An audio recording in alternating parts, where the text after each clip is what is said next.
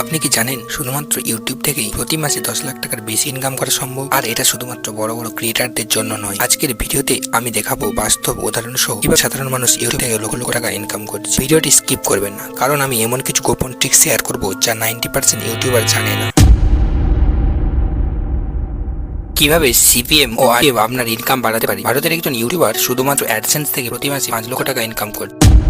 জনপ্রিয় চ্যানেল ছাড়াও ছোট চ্যানেল কিভাবে স্পন্সরশিপ পেতে পারে। এক ফ্রিল্যান্সার মাত্র 50,000 সাবস্ক্রাইবার স্পন্সরশিপ থেকে মাসে লাখ টাকা ইনকাম করছে। কিভাবে ভিডিওতে প্রোডাক্ট প্রমোট করে ইনকাম করবেন। টেক চ্যানেলগুলোর 70% ইনকাম অ্যাফিলিয়েট থেকে আসে।